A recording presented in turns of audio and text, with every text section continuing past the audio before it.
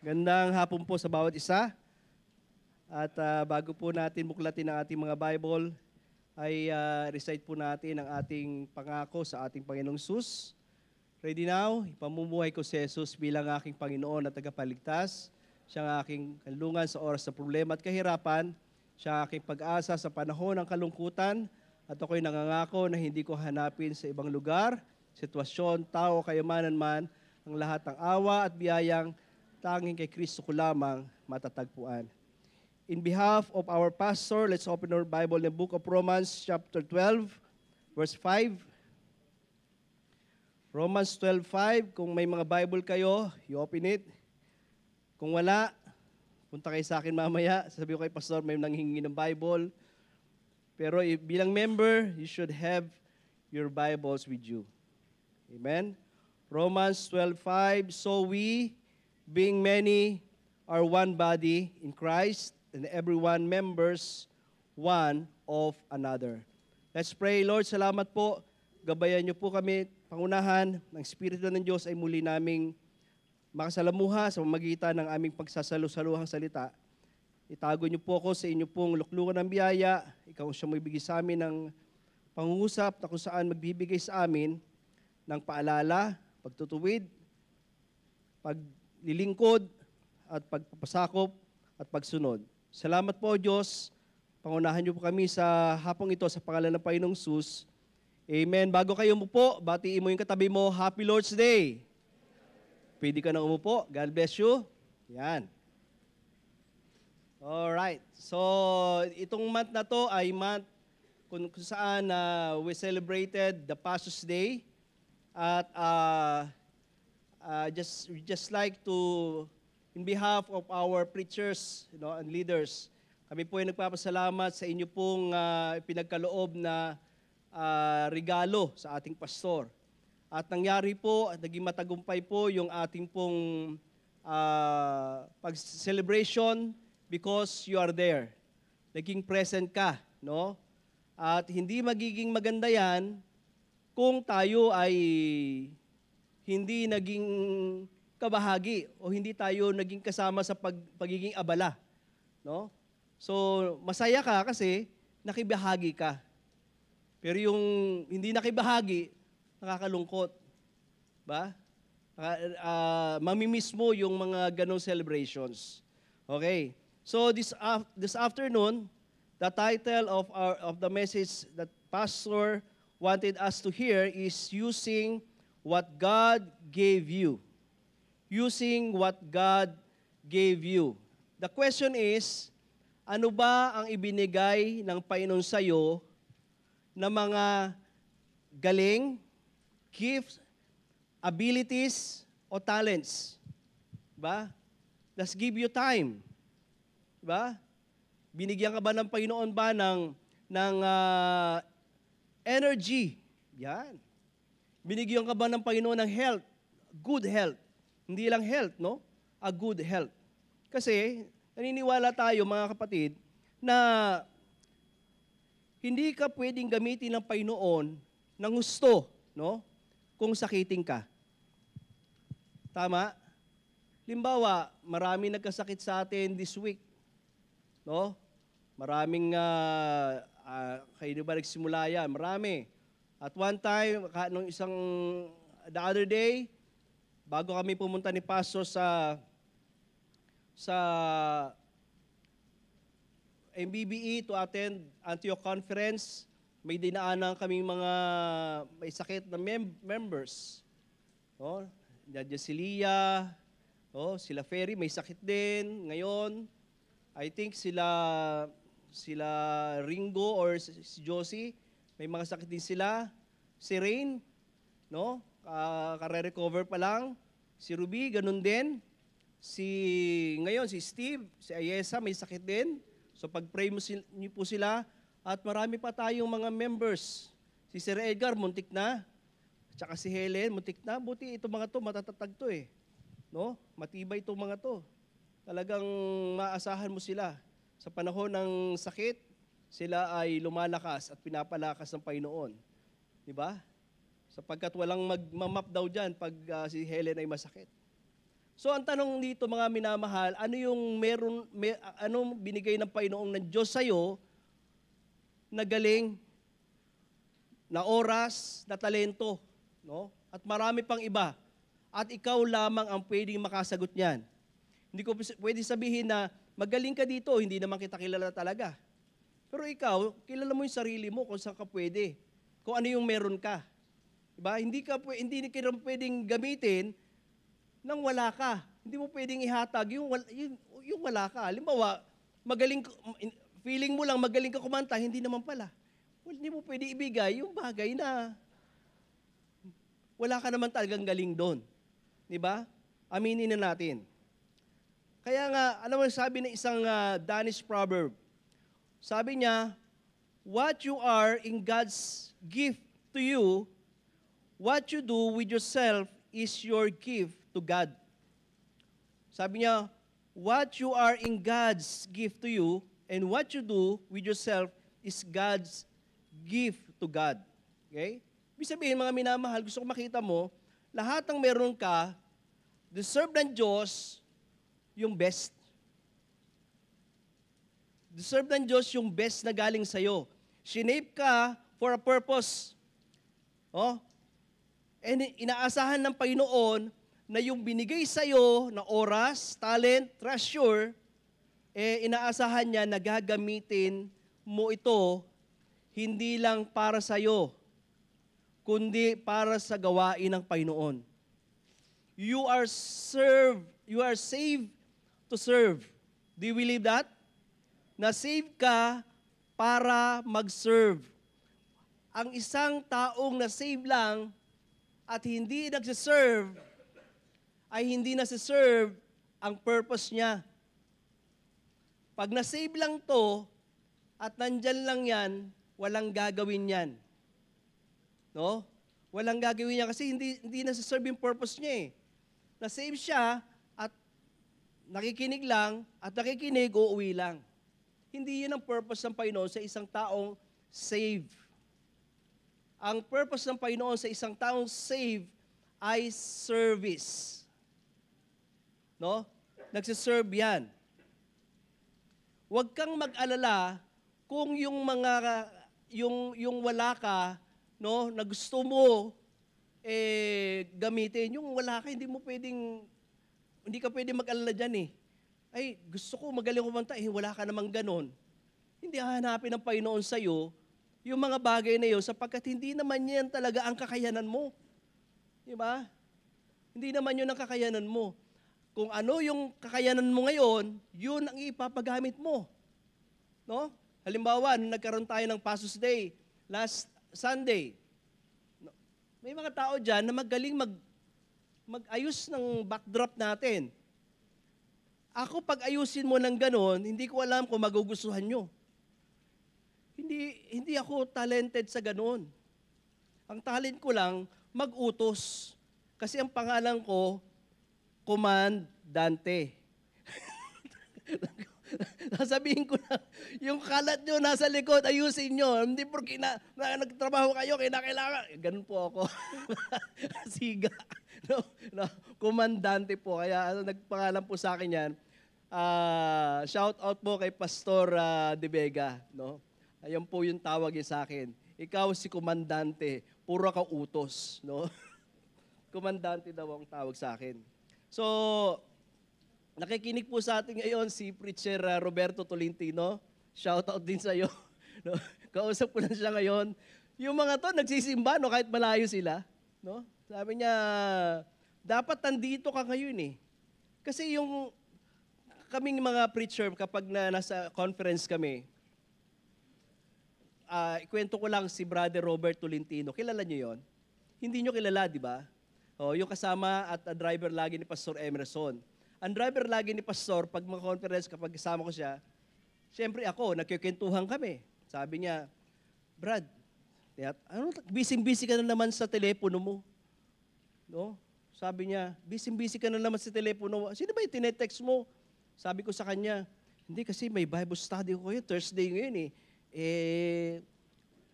Ewan ko lang kasi ako nag-organize ng Bible study, tapos si Pastor Emerson, bigla na lang tatawag, tapos aalis daw kami. Speaker daw siya ganito. Sabi ko, Brad, alam mo, yung Bible study mo, ilan yung Bible study mo ngayon? 3? Ay, Brad, hadlang yan. Hadlang yan sa mga gawain natin ngayon. Yung Bible study mo, 3? Hadlang yan sa ministry natin. Diba? Huwag mong ano yan, hadlang yan. Hindi yan. Unahin mo yung pastor mo. Mag-drive ka sa kanya.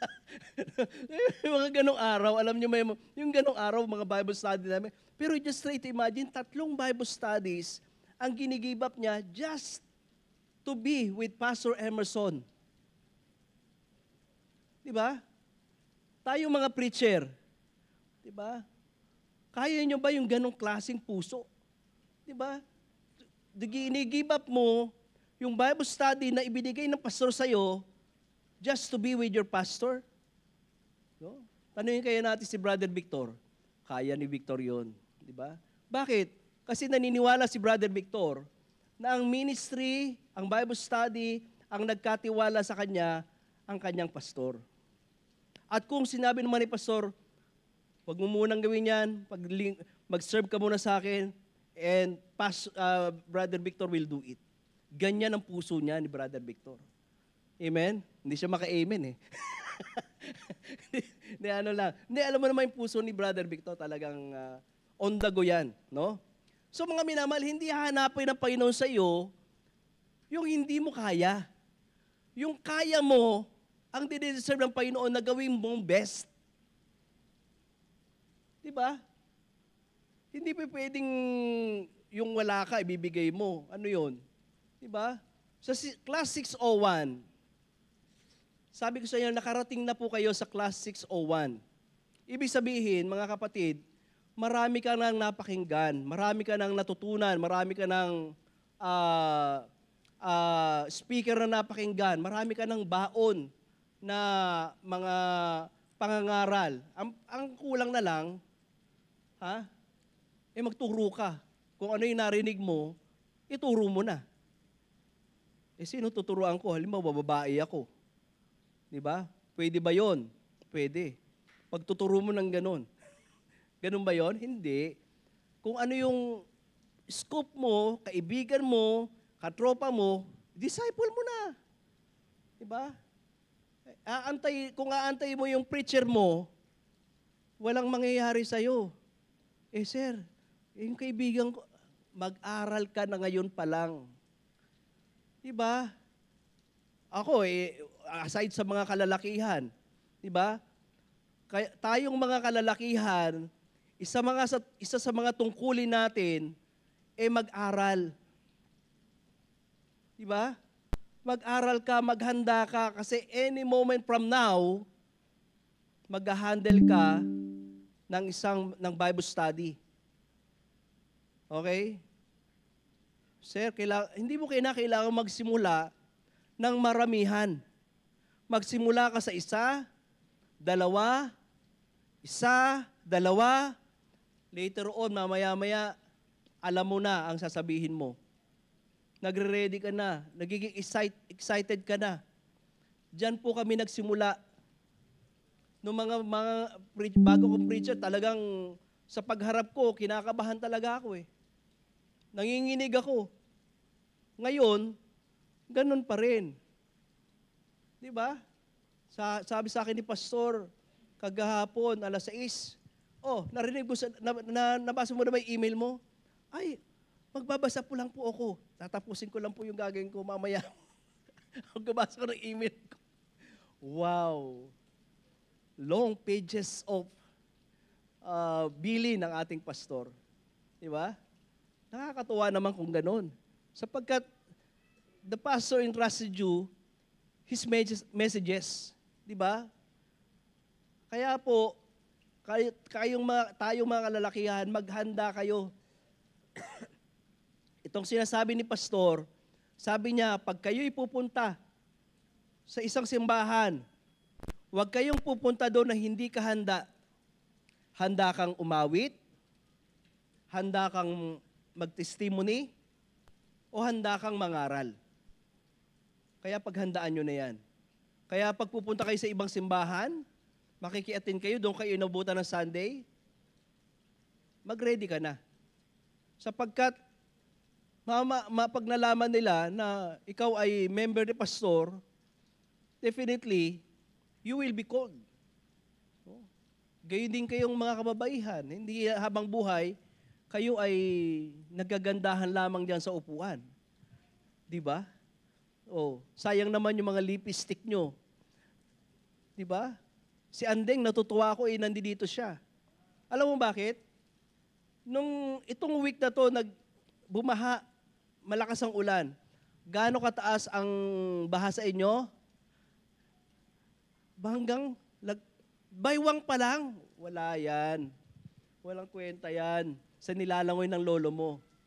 No? Hindi ako nagbibiro mga kapatid. Pag bumabaha sa kanila, lampas tao.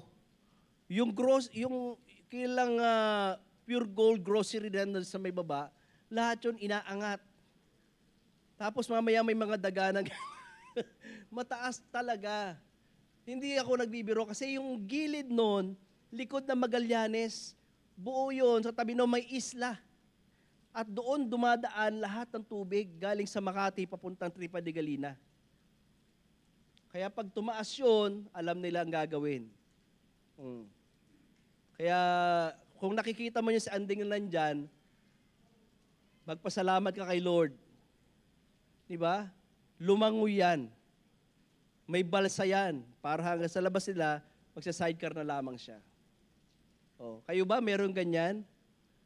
Feeling mo lang binaha ka. Diba? Pero kung hindi ka talaga binaha, diba? Dapat nandito ka. Makikinig ka ba? Huy! Diba? Mag-o-online na lamang ako. Ha? Makikinig. Kaya nakikinig ka ngayon.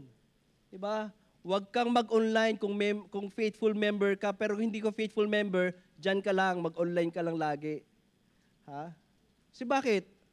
Hindi mo mararamdaman yung kapangyarihan ng Panginoon sa pakikinig lamang sa online. Di ba? Ano mararamdaman mo? Radiation ng cellphone mo. Radiation ng TV mo. Diba? Kahit anong ganda pa ng television mo, walang kwenta yan. Dapat alam mo. Diba? Alam natin na ang priority ng isang mananampalataya sa araw na to ay walang iba kundi ang gawain niya. At kung a-attend ka, kung naka-online ka man ngayon, sa Sunday umatin ka, maging on time ka. Sabi namin sa meeting namin sa staff, isa sa mga tungkulin natin bilang staff ay umattend ng maaga. Hindi on time, kundi ahead of time. Tama po ba? Mga staff, say amen. Uulitin ko ulit mga staff. Isa sa mga tungkulin natin bilang staff ay umattend na hindi on time, kundi ahead of time. Say amen. Ayun, kala ko tulog kayo eh. Ha? So mga minamahal, alam nyo na ha? Ba't adan? Diba? Kasi alam mo na makalooban ng Panginoon yun, ay tatanong, ay kalooban pa ng Panginoon na maaga ako? Of course! Diba? Tatanungin po ba yan? Hindi na tinatanong yan. Dapat gumising ka ng umaga. Kung kagabi man ay nag-Dota ka, nag-ML ka, nag-games ka, nanood ka sa Netflix, kung ano nung pinanood mo nung gabi, okay? Nag-aral ka, Althea, ng assignments mo, nag-research ka, umattend ka pa rin ng maaga, lalong-lalo na yung mga nasa choir. Tama ba, Althea? Tama. Kasi si Althea, si Bettina Althea, napakagaling yung bata yan. Di ba? Ahead of time yan. Kasi si Althea, laging ahead of time sa school. Hindi pwedeng malate ang mga estudyante natin sa labas. Tama po ba? Di ba? Ganon din sa church kasi yung attitude nila sa school, pinapasa nila yan sa simbahan. Gayon din po tayong mga nagtatrabaho. Hindi kayo pwedeng malate sa inyong mga pinapasukang mga opisina. Tama po ba? O, kung hindi kayo nalilate, dapat sa simbahan, hindi rin kayo late. Di ba? Bakit tayo, ang trato natin sa gawain ng Panginoon, laging late? Di ba? O, kanina, sinong umatin sa inyo ng ahead of time? Wala na. Di ba? Alam nyo na. O, next week baguhin natin, ha? Yung attitude natin sa gawain ng Panginoon dapat mas maaga. Kahit ano pang ginawa natin nung linggo, nung Sabado ng gabi. Okay? Kung ikaw man mainam madaling araw, Sir, umuulan po. Talagang umuulan na ngayon. Sir, traffic po. Talagang traffic ngayon.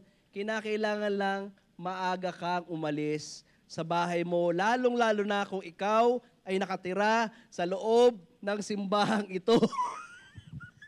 Diba? Ano mo pinakamasakit? Diba? Nasa loob ka na ng simbahan, late ka pa. Tatanungin mo, kalooban mo, Panginoon, maging on time. Of course! Diba? Mahanga ako sa mga mas malalayo. Sila pa yung ahead of time. Diba? Bakit? In-expect nila, matatraffic sila, alam nila, maabala sila, malayo, aalis ng maaga yan. Dapat ganun din po yung attitude natin. Ituring mo na malayo ang simbahan. Pero yung pinakamahirap dyan ito, pag malayo ang puso mo, issue sa iyo ang pagsisimba. Yes. Diba? Yung isang taong mahal, ang kanyang pupuntahan, kahit malayo yan, makakarating yan. Diba? Kasi bakit? Ayos yung puso eh. Diba? Yung kondisyon ng puso niya, talagang gumagabog eh. Diba? Tumitibok ng gusto. Makakita ka ng isang lalaki na nanligaw doon sa malayong gusto niyang babae. Diba? Kahit malayo yan, pupuntahan niya eh. Diba? Bakit pagkaminsan sa simbahan, hindi ganun ang attitude natin? Bakit? Nababawasan yung ating pagmamahal at ating pag-honor sa ating Panginoon. Mga minamahal, the question is, this afternoon, kamusta yung mga bagay na ibinigay ng Panginoon sa iyo? Ginagamit mo ba? How to use what God gave you? Diba? Paano ba natin gagamitin yung mga bagay na binigay sa atin ng Diyos? Unang-una, number 1, I assess my gift and abilities. I assess my gift and abilities. Yan.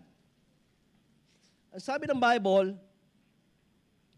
sabi ng Romans 12:3, for I say, through the grace given unto me, to every man that is among you, not to think of himself more highly than he ought to think, but to think soberly according as God hath dealt to every man the measure of faith.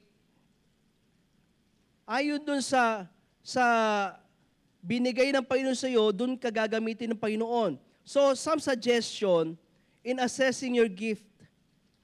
Number 1, make a list. Ilista mo. Saan ka pwede? Ano yung alam mong meron ka? Halimbawa, may mga bagay dito sa simbahan na hindi kinakailangan talaga ng skills o talent talaga. Yung pag-awit, talagang hindi lahat meron yan eh. Yung pagdi-design dito na ginagawa ni Brother Jeba, hindi lahat kaya yan eh. Hindi naman lahat kayang mag-drive. Di ba? Hindi lahat. Hindi lahat kayang yung ginagawa ni Tatay Toto na magkukumpuni ng mga electric pang sira. Di ba? Hindi lahat. Pero meron kang pwedeng gawin sa loob ng simbahang ito na kung ibababad mo yung sarili mo, makikita mo kung ano yung pwede mong magawa.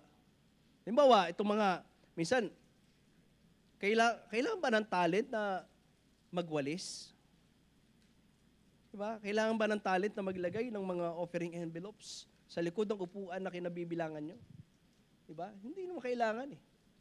Kailangan ba ng talagang talent na malinya ng maayos yung mga upuan? Kailangan ba ng talent na yung dumi ng salamin na pinaghawakan ng mga kabataan o ng mga tao, ililinisin? Hindi. Kailangan mo lang ng involvement. Kinakailangan mo lang magkusa.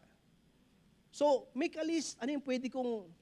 Naalala nyo na meron tayong member dito, nakala mo Spider-Woman, si Nanay Perla, grabe yun.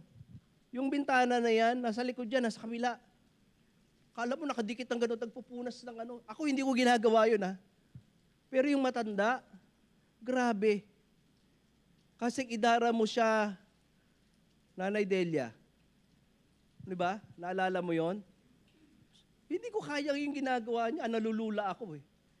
Pero sa kanya, akala mo, Spider-Woman eh. Di ba? Ang galing. Hindi ko kaya yun. Kaya ang tanong ko sa inyo, ikaw ba, kailangan ba ng talent na ganon? So, maglista ka. Ano yung pwede kong gawin? Ano yung meron ako? Lista mo. O kayo ba, nagtanong kayo. Di ba? O pwede ba akong, ano ba yung mga nilalabhan dito sa simbahan? O. So pangalawa, gusto ko makita mo, number 1, make a list. Pangalawa, ask another people for their honest opinion or candid opinion.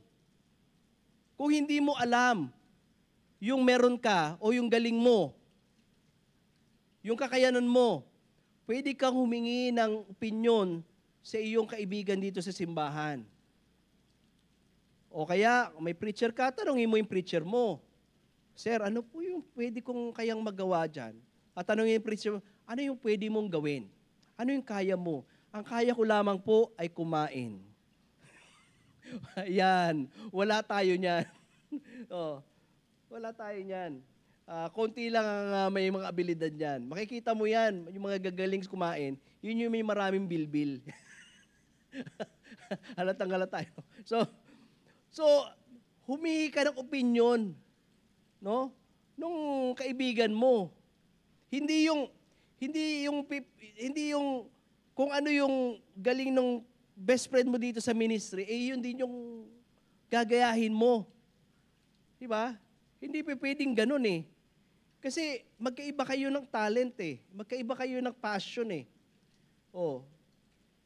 Hindi pwedeng magkapareho. Pangatlo, tell them you're searching for the truth and not fishing for a compliment. Diba? Naghahanap ka ng talagang totoong pwedeng magawa at matutunan. Okay? Sapagkat spiritual gifts and natural abilities are always confirmed by others. Kasi bakit, mga kapatid, may mga blind spots tayo. Minsan hindi natin alam yung galing na meron tayo eh. Alam mo yung lumalaki po ako, yung high school, pag high school kami, hindi ko talaga alam yung aking, yung galing ko eh. Hindi ko alam eh. Pero, mas may hilig ako sa mechanical. Kala yung tatay ko, sabi niya, huwag kang huwag kang mag-mekaniko. Huwag kang mag-mechanical, ganyan, yan. Alam mo, nung pumasok ako sa school, sabi ko, bartender na lang kaya ako. Kasi yung kamag-anak ko naman, magaling naman silang manginginom. Parang hubog ba? Alam niyo yun? So, lumaki yung concept mo eh. Alam mo yung, kung ano yung nakikita mo sa mga kamag-anak mo. Sabi ko, bartending, malaki kita doon, malaki tip doon. Diba? Kaya lang, lasing ka naman. Sira liver mo. Buti lang hindi yun. No? So mga minamahal, gusto ko makita mo na hindi mo kinakailangan manghula. No? Hindi mo kinakailangan manghula doon sa galing at abilities meron ka. Mako-confirm yan ng ibang mga tao. So,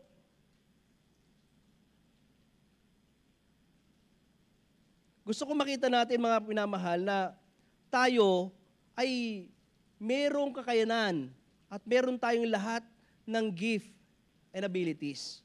The question is, handa ba nating ibigay ito, ihatag ito, i-discover natin yung ating abilities and gift. The best way to discover your gift and abilities is to experiment with different areas of service. Nag-experiment ka. Tinitingnan mo, nag-fishing ka. O, kailan mo nalalaman na meron ka palang, kasi hindi pwedeng ikumpara din natin yung simbahang ito sa mga companies, sa kumpanya, sa labas. Sa labas, sa mga companies, yung mga pinipili nila dong mga tao, talagang skillful, binabayaran niya mga yan, they're very talented, magagaling sa AI yan, sa computer, magagaling sa mga machines yan, di ba? Nagmamanufacture yan. Eh dito, hindi. Di ba? Hindi ganun. Ito ay lugar ng voluntary organization. Di ba? Ang mga tao, ang mga nasasibito, nagvo-volunteer. Anong ibig sabihin nun? Nagkukusa. At sa kanilang pagkukusa, ano nangyayari? Nalalaman nila, meron pala kaming pwedeng gawin dito sa simbahan. Di ba? Meron pala akong pwedeng gawin pa. Halimbawa lang, no? Itong gumagawa nito, nagsasakripisyo talaga ng oras yan. Nakita nyo, maganda yung mga bulaklak. Tama? Pag ako naggawa ng bulaklak na ganyan, ano kaya ang resulta ng isang taong walang kakayanan na mag-ayos ng bulaklak? Ate Ami, ha? Magiging bulaklak ng patay. Magalit kayo, ano ba ang bulaklak yan? Walang kalatoy-latoy. Diba? Walang ka-passion. Hindi attractive. Parang bulaklak ng, mas maganda pa kayo, bulaklak ng patay. Diba? Lagi kami nagbibiroon sa staff, pag wala na magluluto sa inyo, tawagin nyo ako. Susubukan kong magluto kahit hindi ako talaga marunong talaga magluto. Alam mo, may nanay ko, natuwa ako sa nanay ko. Tumawag, umuwi na kami alas 4. Sabi niya, tumawag, alas 8 yata yun. Nasaan ka anak? Ito na, natutulog pa ako. Sorry ma, hindi tawag, bakit? Sige lang, Nay, ano po yun? Hindi, gusto kong sabihin sa'yo na si Ruby may sakit, magluto ka. Pagluto mo siya ng isda, tapos lagyan mo ng kalamansi, tapos lagyan mo ng ganto, lagyan mo sibuyas, may sabaw, ganyan, para gumaling siya. Sige po, Nay, salamat, Nay, talagang gagawin ko po yan. Search ko po yan kung paano gagawin ko yan. Sana po gumaling po siya sa lulutuin ko. Sige po. Alam mo, in a way, natuwa ako. Naniniwala pala yung nanay ko sa akin, marunong ako magluto. Sabi ko, kung ganyan lamang may sabaw-sabaw, dyan sa kusina, dyan yung kainan dyan sa may kanto, tabi ng Mercury, o kaya tabis. Ayan. So, magkano lang yan? Mapaluto, paguri ko yung sarili ko magluto. Diba? May tagaluto. Pero hindi Diba? Naniniwala siya, meron akong ganyan kakayanan. Excuse me, Nay. So, diba? Naniniwala siya, kaya lang hindi ako magaling dyan. So mga minamahal, the best way to discover your gift and abilities, talents, di ba? Nandito ka sa simbahan. Di ba? Nasa simbahan ka, nasa loob ka. Hindi pa pwedeng ma-discover mo yung talent mo, yung gift mo, kapag lagi kang absent. Magaling akong tumugtog ng, alam mo na, di ba? Torotot. Di ba? Ano mo yan? Anong mapapala sa'yo na magaling ka lang doon, pero wala ka sa church? Di ba? Wala. Anong i-offer mo? Lagi kang wala. Sir, magaling akong tumugtog ha. Tawagin mo lang ako. Mag-special number kung kinakailangan ako dito, ha? Mag-special number ako. Ganun ba yon? Tatandaan nyo mga minamahal, kaya ka pinipiling mag-special number because you are faithfully attending the church services. Tama? Hindi pwede dito na ngayon present ka, susunod na linggo, 2 beses ka absent, tapos present ka uli, tapos mag-special number ka. Hindi pwedeng ganun. Ano yan? Performance-based? Diba? Hindi ka naman si Celine Dion. Diba? Yun yung mga talents nga na sa mga artista, yung mga galing mga singer, they involve themselves talagang halos araw-araw yung practice. Oh, tapos ikaw, minsan ka lang, sir, kung kinakailangan, dito lang ako ano yan, usapang laseng? Hindi ganun ang ministry, mga kapatid. Hindi pwedeng ganun. Kaya ka kinukuha na mag-perform dyan, tumugtog, ikaw ay nasa ministry because you are faithfully attending the service. That's number 1. So mga minamahal, I encourage you, no? Know your talents, know your gift. So mga namahal, sa gawain ng Panginoon, meron tayong team. And we must cultivate a team spirit. Okay? Ang Panginoon ay nagnanais na sa ministry, gusto niya lahat ay kumikilos. That's why sabi ng Romans 12:4, for us we are many members in one body, and all members have not the same office.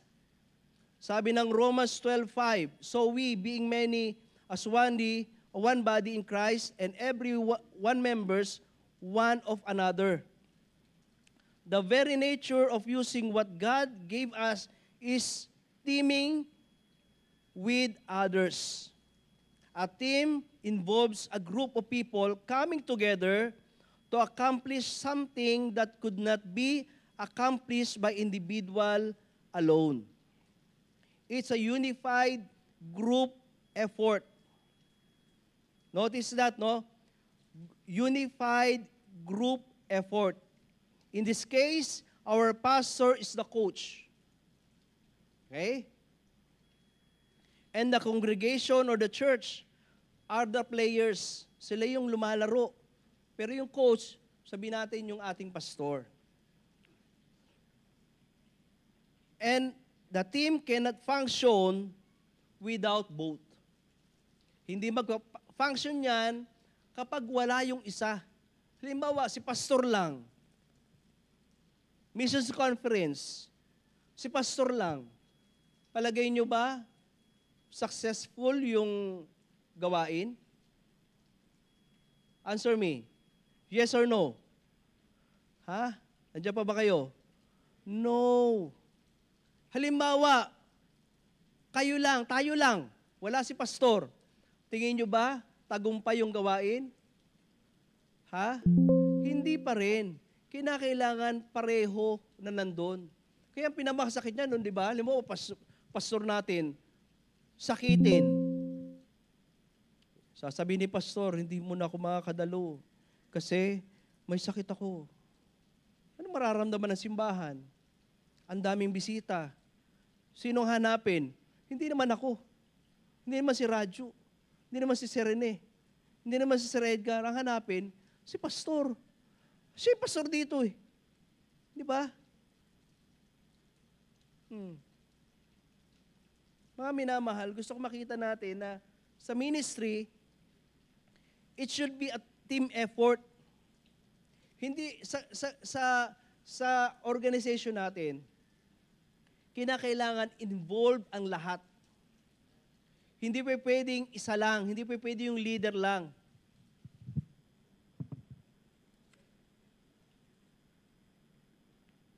Uminom akong tubig, tatagal tayo. Di ba? Involve ang lahat.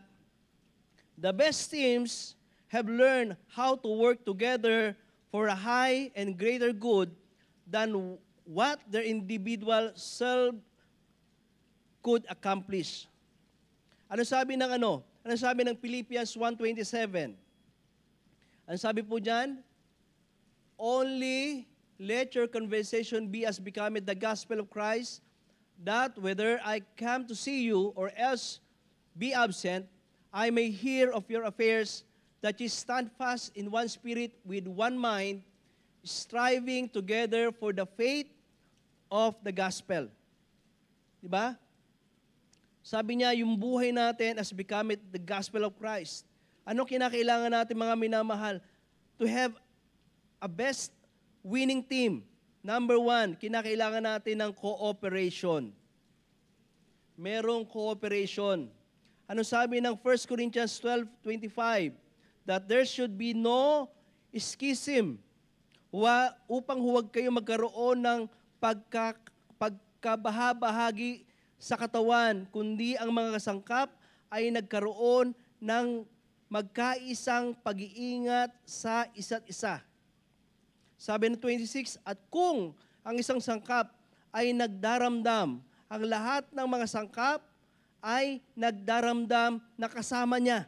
Notice that.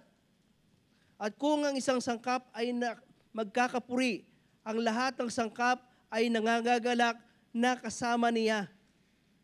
So sabi na kasunod, kayo nga ang katawan ni Kristo at bawat isa'y sama-samang mga sangkap niya. So mga minamahal, pag sinabi nating cooperation, mapapansin mo, yung katawan ng tao, hinalimbawa ni Pablo. Diba? Alam mo yung tinatawag na schism, no? Pagkabahabahagi ng katawan. Meron bang ganun sa katawan natin? Physically? Meron bang ganon? Yes. Kahit sa ating sariling katawan, may schism. Yung puso mo at yung isip mo minsan hindi magkasundo. Di ba? Nagtatalo. Oh. Nasubukan nyo na ba na nangangati yung likod mo, tapos yung kamay mo, ayaw kamutin yung likod mo? Grabe yun. Di ba? Subukan mo na duming-dumi ka na. Tapos yung ayaw mag-respond. May mga sakit, no? Na ang tao na, alam nyo ba na may nerve na nagsisignal sa utak ng tao na dapat siyang mawiwi, di ba?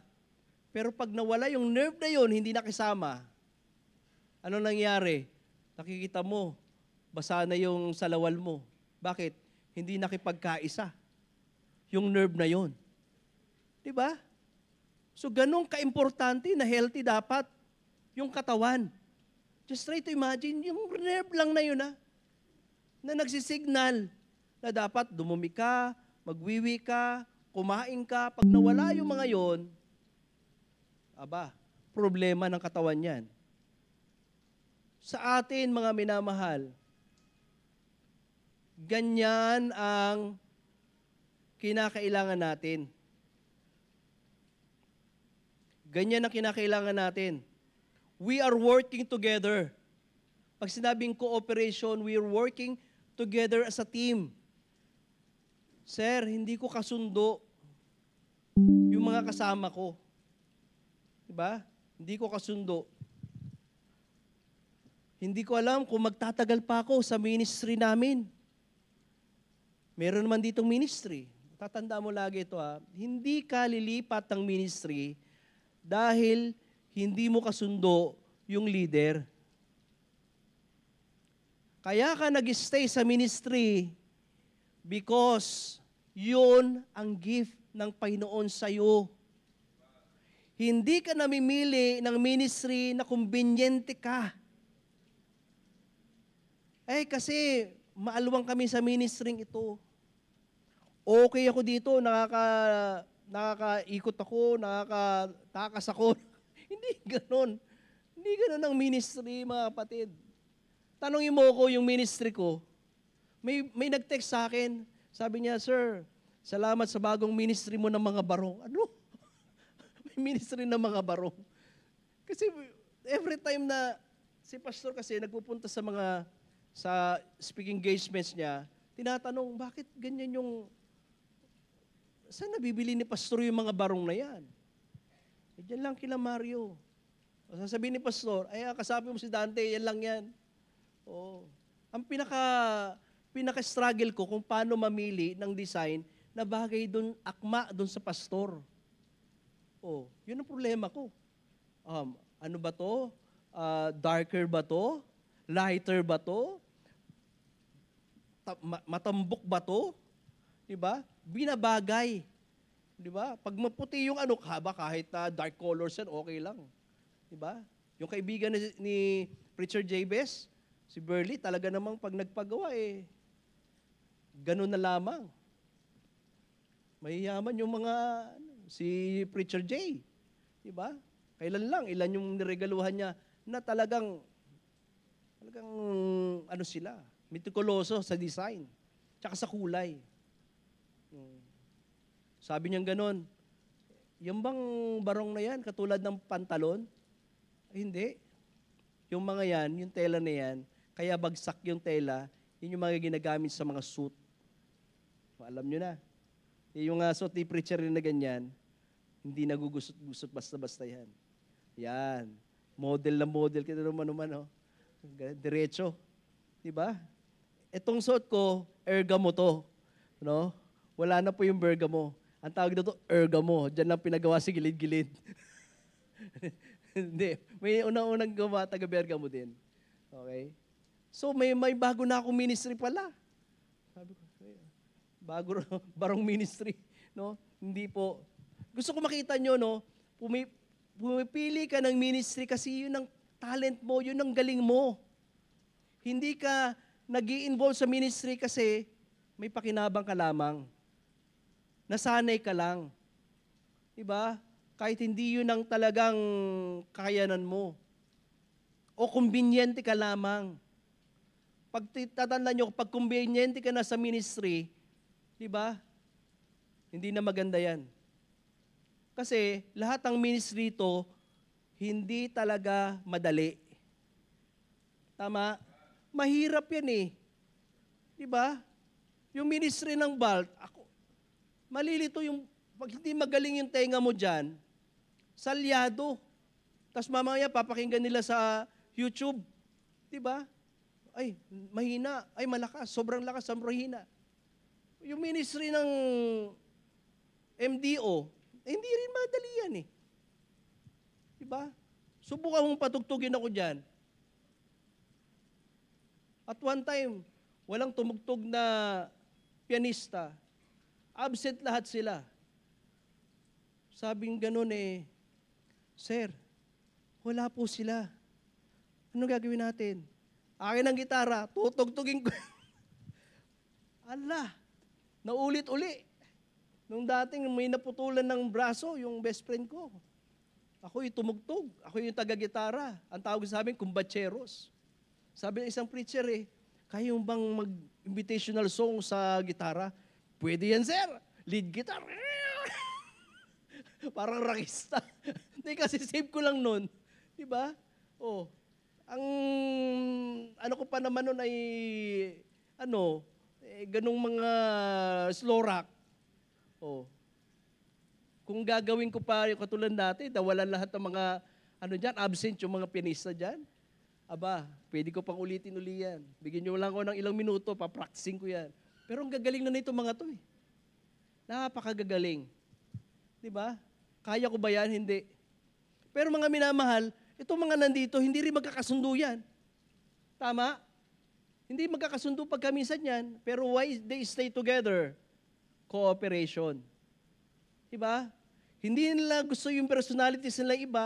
Yung isa masungit, yung isa pagpasok ganon, parang may something. Diba?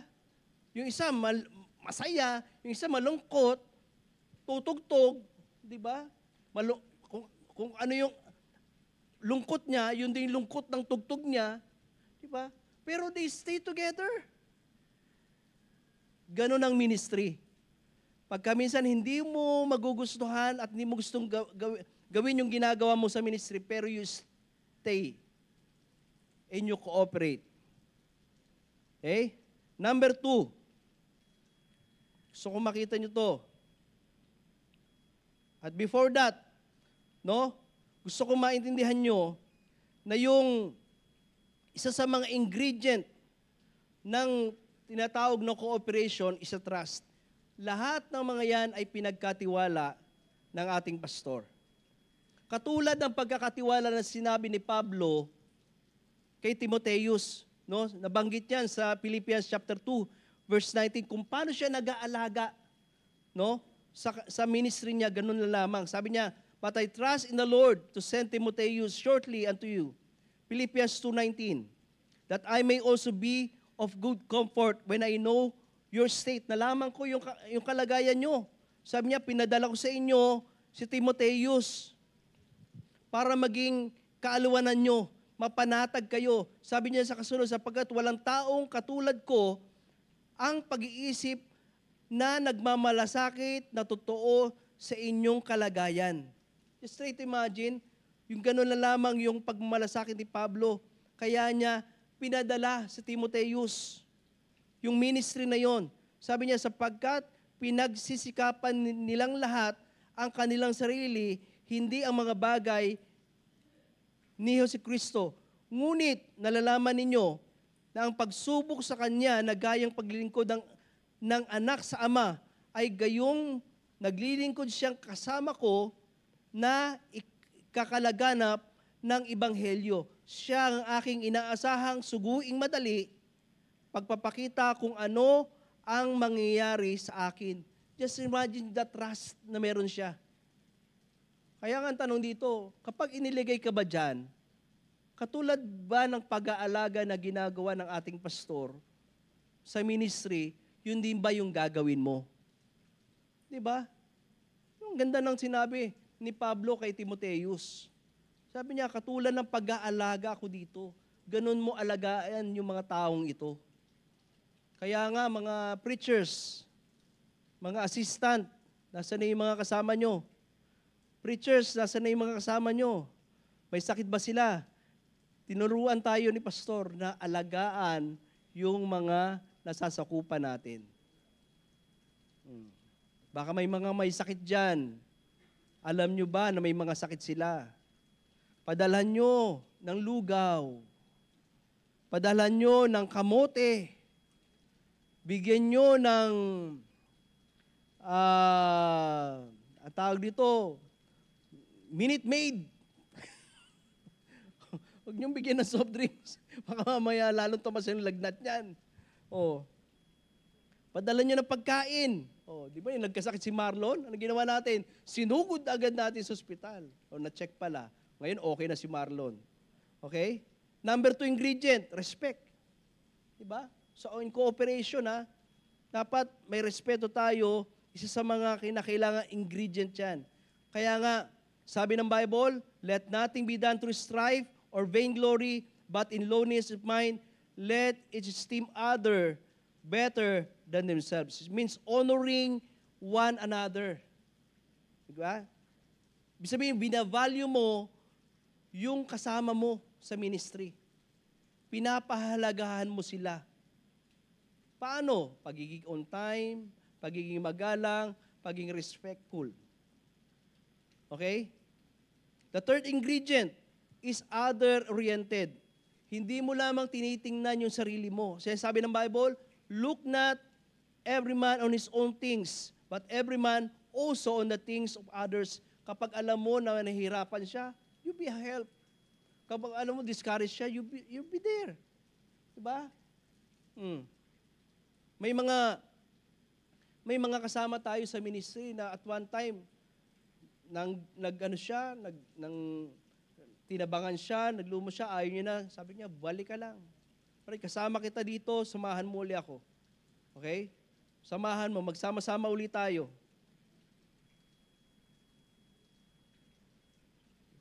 So ano pa? Not only cooperation, number 2, communication. Communication. Hindi lang cooperation, kundi kinakailangan meron tayong tinatawag na communication. Sabi ng Colossians chapter 4, verse 5, pakibasa lahat ng mga kababaihan. Colossians chapter 4, verse 5. Ano sabi diyan?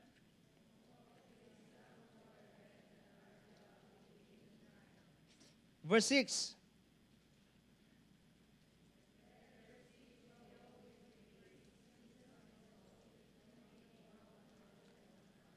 Ayun. Di ba?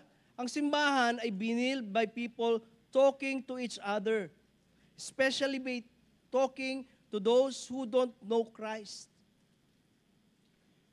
Sapagkat sa simbahan, sa ministry, kinakailangan natin ng proper, tamang communication. Communication is essential. Para maging matagumpay ang ministry, kailangan may pag-uusap yan. Every Sunday, after service ng gabi, ang lahat ng mga leaders nandun yan. Nagko-communicate yan. Anong nangyari? Bakit ganito? Anong problema nito? Sino may mga kailangan? Sino yung anong dapat gawin for this month? Anong gagawin for next year? Anong gagawin natin sa taong ito? We communicate. Without communication, mapapahamak yung gawain. Kasi nakakita ka ng magkaibigan, hindi nag-uusap. Nakakita ka ng mag-asawa na hindi nag-uusap. Nakakita ka ba ng mag-boyfriend o girlfriend na hindi nag-uusap? At kapag nakakita ka niyan, tanungin mo, kailan kayo magtatagal? Ano mangyari? Later on, maghihiwalay. Diba? Diba yung ex mo, hindi ka na kinakausap? Bakit? Hindi na kayo nagtagal. Hindi ka nag-usap eh. Diba? Huwag mong i-apply yan sa simbahan. Sa simbahan, you communicate. Alam mo, pinakamasakit sa ating mga minamahal, sinabi nga, walk in wisdom toward them that are without, redeeming the time. Ito, sino sa inyo ang may mga cellphones? Taas ang kamay. Grabe no, yung mga walang cellphone. Grabe. Dandan. Si Dandan na ingit kayo dyan. Si Dandan ay binawala ng kanyang teacher. Sabing ganon, sa, ano bang level yon? Nursery ba yon? Preschool. Sabing ganon, ay bawal sa kanila ang cellphone. Monday, nililes yung paggamit ng cellphone. Sabi niya, cellphone. Di pumunta sa akin yung bata. Sabi niya, papadance. Gaganon niya. Bawal kayong mag-cellphone. Oo, bawal po kaming cellphone. Pero yung big iPad, pwede po yan. Ganon kagaling yung batang yan. Bawal ang cellphone, pero yung big iPad, pwede. Ito, small iPad to eh. Hindi ko ginamit yung big iPad ko. Kasi, sa kanya, pag cellphone, hindi pwede. Kaya nung next day, nag-devotion. Nag-devotion tong ate ko. Ano yung mga gadget na bawal? Alam niyo yung gadget? Example ng gadget. Cellphone, tablet, iPad, ganyan. Dinefine na yung gadget kasi hindi alam ni Dandan yung gadget. Magaling tong ate ko eh. Ano to eh, hadlang to eh. Di ba magaling yung bata?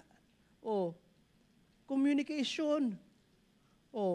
Ang dami-dami nating telepono. Di ba? Pero yung magpaalam ka na absent ka, hindi mo magawa. Kayong mga regular na nagpa-practice, naggagawa nito, preachers, do you communicate? Do you respond? Do you communicate? Di ba?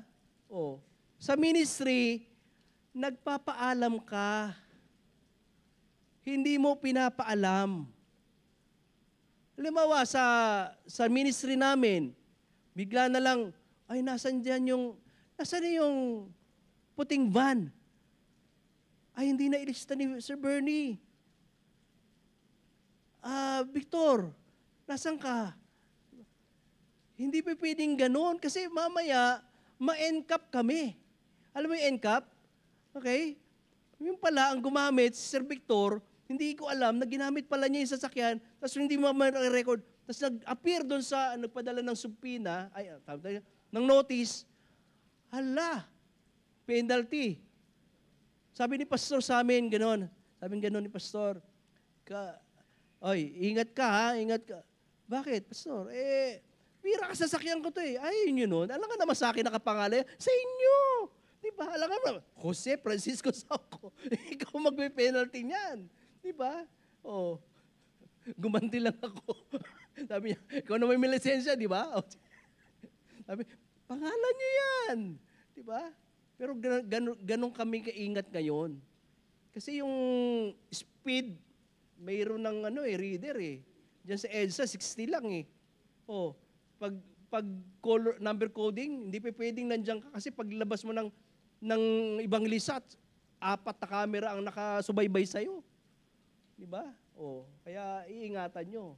Kaya pag hindi nakapangalan sa'yo, wag lang nakasalabo. Respetuhin mo naman yung nakapangalan dun sa titulo ng sasakyan. Kaya, nag-uusap. At ikaw naman, wag ka magsasabi, meeting na lang ng meeting, wala naman nangyayari. Wag kang ganyan ang attitude. Kaya nga nag-meeting, at least nag-meeting, may pinag-usapan, mayroon kayong kasunduan, may gagawin kayo. May mangyari o hindi, at least mayroon kayong pinagkasunduan. At hindi tumupad, batok. Yun na lang. Communication is essential. Ikaw ba, pag absent ka sa church, nagpapaalam ka ba? Hindi manghuhula si pastor. Pastor, magbabackslide lang ako konti magpaalam ka pa rin. Di ba? Communication, yun na nga, di pwede na yun. Basta magpaalam ka, sige, God bless you. Di ba?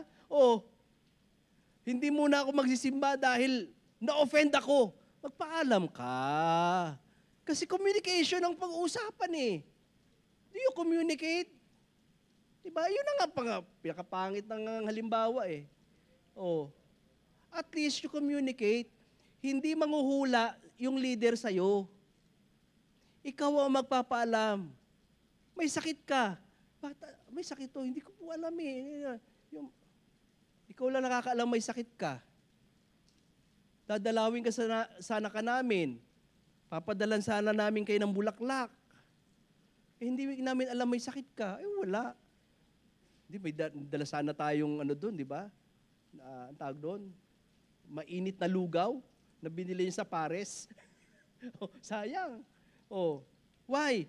Because hindi tayo full information. We don't inform. Secretive tayo minsan. Sa ministry, hindi pwedeng ganun. Di ba? Ayaw natin yung pastor natin nanguhula kung ano nangyayari. Ito na pala siya. Nagpipray siya ng trabaho, iba na pala yung trabaho mo. Di ba? Nagpipray siya ng karamdaman mo na maging maayos ka. Gumaling ka na pala, hindi ka man lang nagsasabi. It so happen, marami sa atin, mga minamahal, we fail sa communication. Ibalik natin yan. Hindi masamang magpaalam. Diba? Proper communication. Sa atin, pag may meeting, may mga meeting ang mga ministries, sino yung problema natin dyan? Yung mga problema natin dyan, yung mga taong wala. Yung mga taong absent. Yun ang problema natin, yung mga taong absent. Ikaw ba, gusto mo maging problema ka? Sasabihin, ano na pag-usapan? Ay, gano'n, bakit hindi sinasabi absent ka eh. Sa leaders, ano sinasabi ni Preacher Bonnie sa amin? May quorum na ba tayo? Wala pa, hindi pa tayo mag-start. May quorum na, let's start. Kung ano yung pag-discuss doon, yun ang ilalabas natin. Yun ang gagawin natin. Let's go, let's go. We don't wait for them. Kasi bakit? Wala eh. Absent eh. Anong gagawin natin? Ba? So mga minamahal, gusto kong makita nyo na although we have a lot of cell phones, gadgets, and we don't communicate. We don't communicate. Yun ang gusto natin makita. Communication is a two-way street, requiring both talking and listening. Nakakita ka ba na sa meeting, di ba? Yung isa, lagi nagsasalita. Yung isa, dalawang salita lang. Hindi ba pwedeng ganoon? Dapat balanse. Hindi lahat siya lagi nagsasalita, hindi naman lagi kang ikaw tahimik. Diba? So, number 3, change-oriented. Tatandaan lagi natin mga minamahal, sa gawain ng Panginoon, growth means change. May mga ministry tayo na minsan nagbabago yung diskarte. May mga nagbabago. Halimbawa, nagkaroon tayo ng camp. Anong ginawa natin? Ang tawag natin naging hybrid. Sanay tayong 1 week sa labas. 1 week doon sa camp. Pero naging hybrid tayo, kalahati dito, kalahati sa labas. Anong gagawin natin? Hindi ako sanay dyan, ayoko No. Let's try. Diba? Let's try. Kasi baka mamaya yun yung inaalis na tayo ng Panginoon sa convenient way na meron tayo, and God wanted us to grow. Ayaw natin. Hindi tayo mag-grow. Number 3, sa gawain ng Panginoon, sa team natin, we need contribution. Nandiyan pa ba kayo? Ayan. Ano yung ibig sabihin ng contribution? Pag-uusapan pa ba natin yan?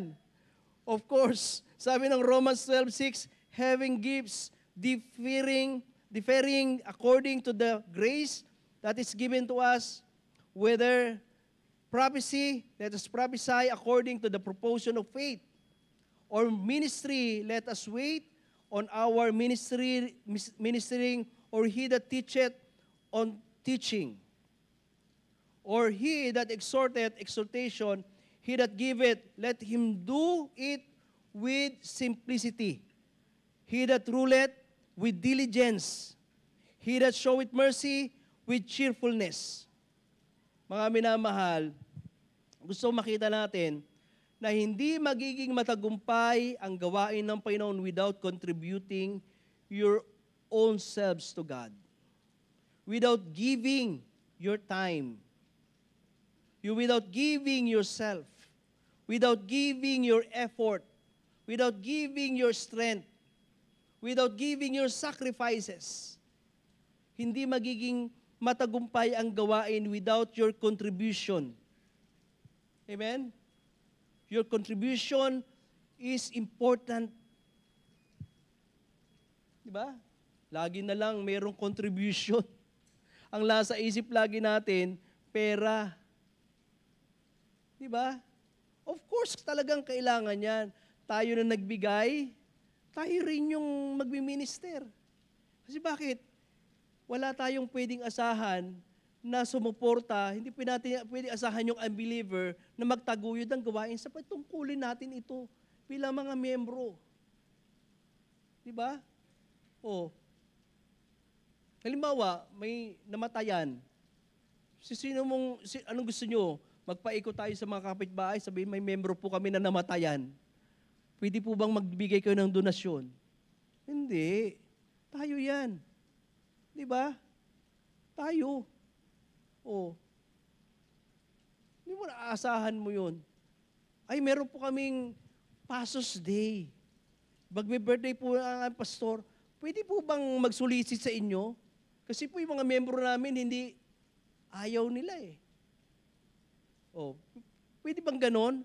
Mga minamahal, tayo po ang bumabalikat ng mga gawaing ito. Tungkulin po natin yan bilang kabahagi ng simbahan. and your contribution of your time, talent, resources are important sa Panginoon. Amen? Number 5, commitment. And this is the last for this day. Amen? Commitment. Ayaw natin yan. Sabi ng Bible, this is one of my favorite verse. 1 Corinthians 15:58. Therefore, my beloved brethren, be ye steadfast, unmovable, always abounding. Notice that?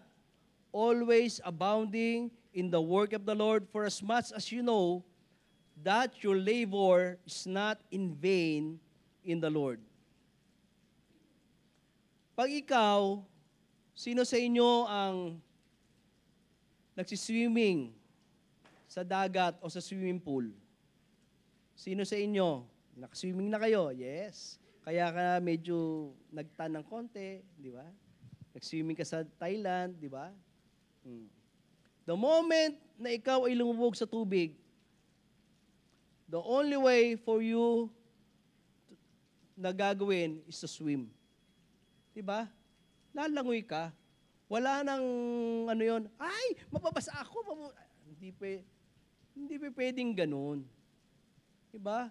The moment na ilubog mo yung sarili mo dyan, you are willing to swim. Diba? Willing ka na mabasa. Willing ka na makainom man lang ng tubig na galing sa swimming pool na maraming wiwi. Ay, joke lang. Di ba? Parang ayaw nyo na maligaw sa swimming pool. Bakit? Ang commitment, mga minamahal, mahirap at madali ang gawain, you will stay. Bakit? You are committed to do things for God. Di ba? Mahirap na yan hands off muna ako. Kayo muna dyan, kasi kayo naman ang mga full-time dyan Kayo naman mga staff, kayo yung mga leader dyan Nakakita ka ng tao na pag mahirap na yung umiiwas? Ha? Pag mahirap na, pag feeling niya parang hirap yatang kakahiya naman. Magmamap ako ng CR, maglilinis ako CR. Pag dumating yung crush ko dyan, nakakahiya naman, jahe naman siya. Diba? May mga ganun ba kayong feeling? Nung araw, pinagtitinda ko na nanay ko ng maruya. Bata pa lang ako noon, siguro mga 10. Kasi nanay ko noon, talagang mahirap kami noon Talagang hanggang ngayon naman, di ba? Kaya nangitim po ako ng gano'n kasi bilad po ako sa araw. Yung kapatid kong bunso, maputi po yan. Kasi ayaw naming mabilad sa araw. No? Kaya ganyan po ang tsura ko. Pag dumadaan ako doon sa may tapat ng bahay ng crush ko, talagang namang ayokong dumaan doon, umiikot ako. Bakit? Nagtitinda ng maruya. Sasabihin ko na hindi naubos. Nanay ko naman, talagang talaga namang siya naman ang second batch. Pagdating nanay ko, ubos. Bakit? Dumaan doon sa bahay ng crush ko. Di ba? Di ba pagka minsan tayo mga young people, di ba? Nahihiya kayo, hindi nyo alam, kapag ikaw ay nagsaserve, kinumit mo yung sarili mo na maglinis, pagandahin ang simbahan, ayusin, mag-agiw, maglinis, magwalis, kumanta or what, hindi nakakahiyang bagay yan. No? Hindi nakakahiya yan. Sabi ko nga kay Marlon, kahit nakabarong ako ng ganito, kaya ko maglinis ng sasakyan L300 para, kasi minsan ayaw ko talagang umalis sa sasakyan na madumi. Nakakahiya. Alam mo bakit? Pag lamos mo sa EDSA, yung mga sasakyan, nalilinis. Tapos pag sakay mo yung van, ang nalilimahid. Di ba, Victor? Ayoko nun, hindi nga nahiya talaga ako. Sa totoo lang. Si pastor din, ganyan yung ugali. Pag dumating yung sasakyan ko, dapat linisin agad. Kaya nagle-lesson kami about pastor, di ba? Dapat alam natin. Pastor, ayaw na ganito. Si pastor, napakaano pa naman yun. Parang Superman si pastor eh. Di ba? Nakikita niya yung pundidong ilaw agad. Nakikita niya yung agiw na nandun sa sulok. Di ba? Alam mo bakit? Yung mga gantong uri ng mga leader, di ba, they make things happen talaga eh. Di ba? Yung mga ultimo maliit na bagay na yan, nakikita niya bakit? Reputasyon yan eh, ng gawain. Di ba? Limawa, may bisita dito. Dahil yung isang tao, half-hearted, hindi talaga committed, ina-assign sa kanya maglinis. Pumasok sa CR, pumasok sa ganito. Ang baho naman ng ano nyo. Bakit? May isang tao na hindi tinupad yung kanyang tungkulin. Limawa, kaming tagapanguna, tagapagpaawit, hindi nila tinutupad yung talang tungkulin bilang isang tagapagpaawit. Ano mangyari? Wala. Diba? Halimbawa, hindi tinupad ng tagapagbantay ang kanyang tungkulin. Ano nangyayari sa simbahan? Mapapahamak. Hindi tinupad ng tungkulin ang kanyang sa vault. Ano nangyari? Lagi nag-i-echo. Diba? So mga minamahal, tuparin natin yung ating mga commitment sa Panginoon. And we should dedicate ourselves. Amen? Nandiyan pa po ba kayo? And that is commitment. Mahirap o madali, you stay. You stick. Diba? Nandiyan ka lang. You observe. Kasi bakit? Mamaya, may sinasabi pa lang Panginoon sa'yo, hindi mo na malalaman. Bakit? Lagi kang absent. Lagi kang late. Nakakita ka ng miyembro na laging late? Ano pang mapapakinggan yan? Kapag offering na lang, doon ka dumadating. Just try to imagine that. May mga miyembro na offering na lang dumadating. Ano magiging commitment niya sa simbahan? Wala. Diba? Sila pa yung meron pa ngayon. Lagi na lang may contribution. Lagi na lang may commitment. Lagi na lang, sila pa yung mareklamo. Pero yung mga lagi umatin, walang reklamo yan. Bakit? Committed sa Panginoon yan eh. Tama? Nandiyan pa ba po kayo? Okay. Last point. Number 2. Akala nyo tapos na? Ha? 5 po ito na mensahe ni Pastor sa inyo. Sinasabi ko lamang. Alam nyo ba yon na hindi ko mensahe ito? Ha? Nangopya lang ako. Gusto nyo pa ba? Ha? Sumagot kayo. Ito po yung pinapaalam ni Pastor sa inyo. Tanong ko po sa inyo, andyan pa po ba kayo? Handa pa po ba kayo makinig? Di ba? Last one. Number 1, assess my gift and abilities. Number 2, I consider my heart and my personality. Hanggang dyan lang muna tayo. Okay? Hanggang dyan lang muna tayo. I consider my heart. Yung passion mo. Ang tanong dito, nandiyan pa ba yung passion mo sa ministry? Excited ka pa ba?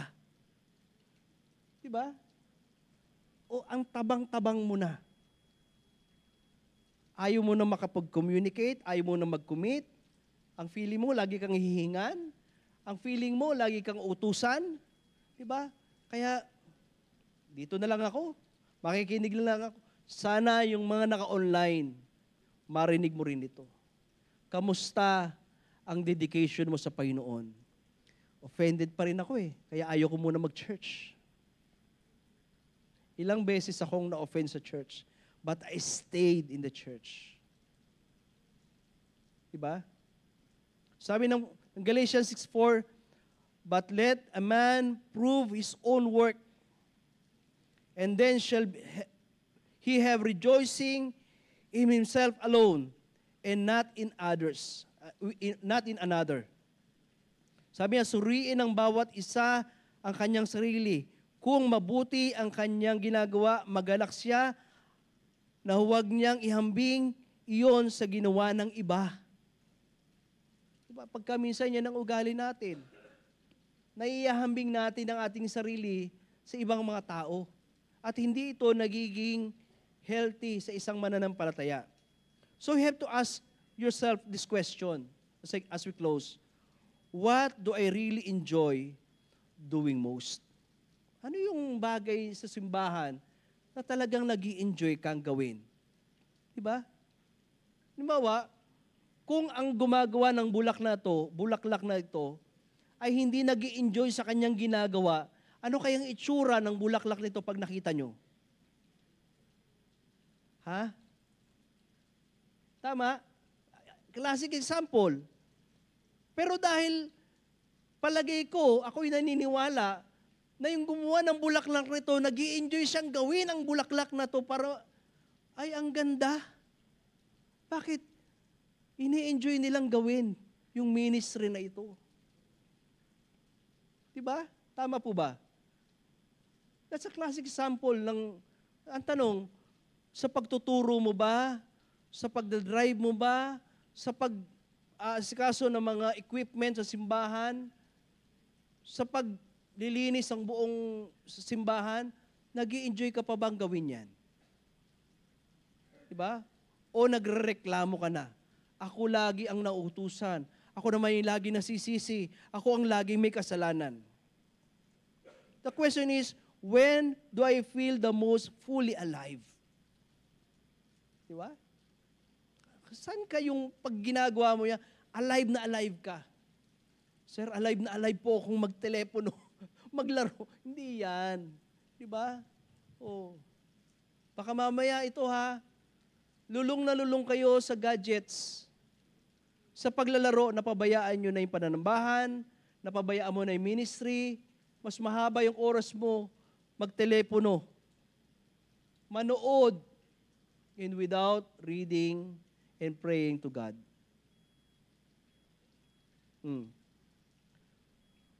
What am I doing when I lose track of time? Anong ginagawa mo? No? You lose your time. Lalong-lalo na sa Panginoon. Do I like routine or variety? Ano yung gusto mo? Yung routine? Lagi na ito yung gagawin ko? O gusto mo ng variety? It's up to you. Sa ministry, ganyan eh. Minsan routine na lang, pero gusto mong gusto mo titimplahan ng iba. Diba? Gusto mong iba naman yung sabi natin, yung hagod. Halimbawa, last Pastor's Day.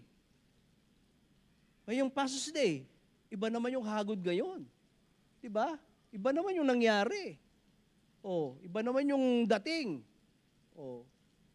Yung mga nagsuot ng mga, ang tawag doon, ng mga back to the 80s yata yun, di ba? Tama po ba? 80s? Grabe. Ano ko na, sambira pa na, tindi talaga. Hindi ako makapagsuot talaga nun. Kasi pabalik-balik ako sa parking area. Naka-t-shirt talaga. Di ba? Pero grabe na to, kakatuwa talaga yung mga nag-participate doon. Talagang napaka-effort nila. Diba? Ano, variety yun eh. Oh, iba-iba. At least we enjoy. Do I prefer serving with companion or by myself? Ito ha, sa ministry, dapat lagi tayong may kasama. May katuwang. May mga bagay sa ministry na ikaw lang talagang gagawa, pero dapat hindi ka manghinawa. Pero dapat sa ministry, lagi kang may kasama. Di ba? Well, kayo, nag-soul winning kayo. Ikaw lang mag-isa, mag-enjoy ka ba? Later on, tatamarin ka na. Kinakailangan, basta tayo'y sama-sama, si Kristo ang magbubuklod. Di ba? Tama yung awit eh. Am I more introvert or extrovert? Di ba? May mga tao na introvert. Ano yung introvert? intro, puro intro lang siya. Pasimula lamang siya. Ano yung extrovert? Laging nag-extra lang siya. Ganun po ba yon? Hindi, yung isa tahimik. Yung isa, maingay. Pero yan, hindi natin pwede itakwil. Lahat siyang kailangan natin. Kasi baka yung introvert na yan, makawin din ng introvert. Yung extrovert na makakawin din ng extrovert yan. At they go together. Oh, hindi natin naalisin yan, hindi natin bibiyakin yan. Pero you work together. Am I more thinker or feeler? Diba? Nag-iisip lang o feeling lang? The last, which do I enjoy more? Competing or cooperating? Nasa sayo ang sagot. Sa ministry ba, nagko-compete ka? O do you compete with yourself? Or you rather cooperate? Diba? You work together. Let's do it. Let's cooperate. Let's communicate. Let us change-oriented. Let's contribute. And let's commit ourselves to God. Tayong lahat ay manalangin, dakilang Ama. Tayo pong lahat magstayo. Pagpalain niyo po kami, gabayan, at salamat po na pinagkatiwalaan niyo po kami ng mga bagay upang gamitin namin sa mga ministry na meron po kami. Hindi mo kami binigyan ng kakayanan para itago lamang namin ito. Binigyan mo po kami nito upang ipagamit at kung meron ka ng gantong kakayanan, nasa ministry ka na, pagyamanin mo lalo. Tulungan niyo po kami, O Diyos, na ito yung maging attitude namin.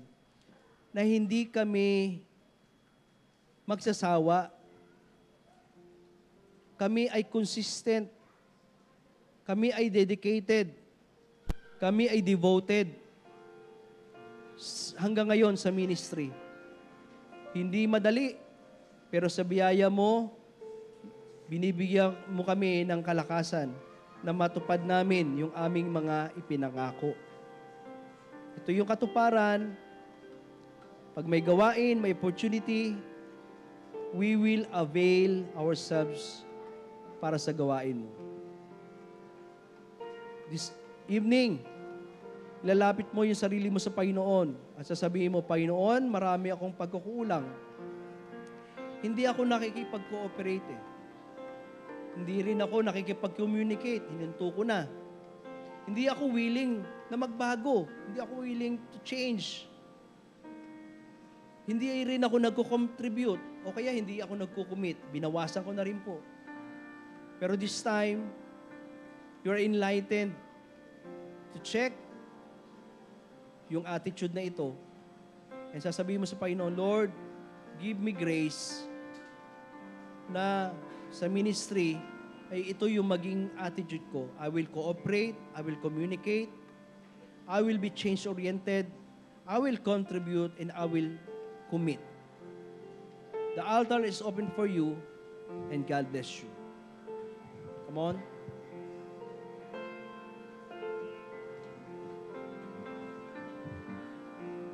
Assess your gift.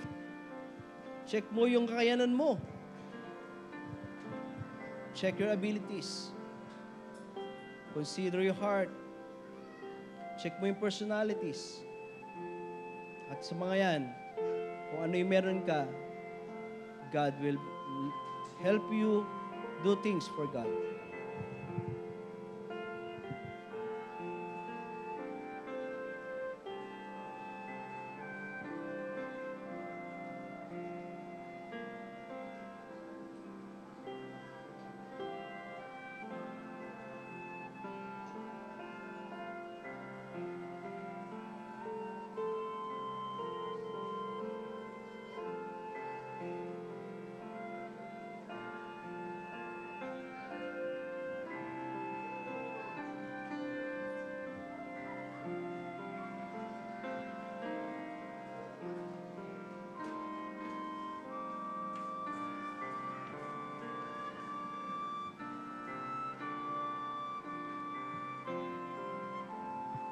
After you pray, go to your family and pray together.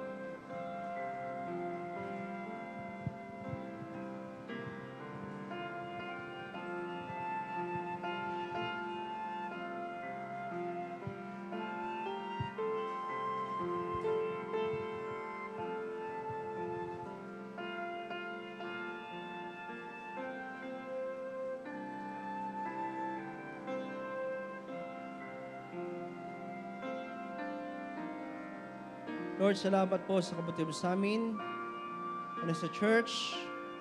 And thank you for having the pastor with us to guide us, to know our capacity, to know our talents and gift.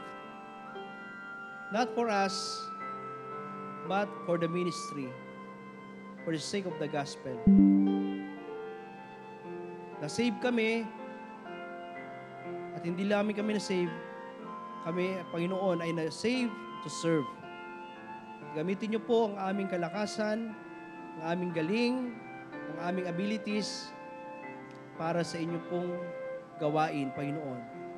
And we are ready to commit ourselves to you. Palain niyo po kami at gabayan. Salamat po sa aming pastor. Ingatan mo sa kanya pong pinuntahang gawain. Pagpalain niyo pong bawat isa sa amin sa pangalan ng Panginoong Jesus. Amen.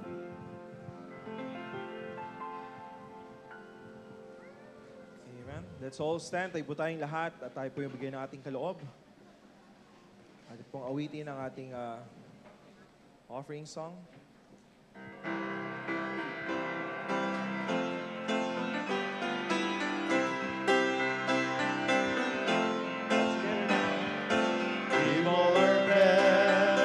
God is expecting, don't waste a chance to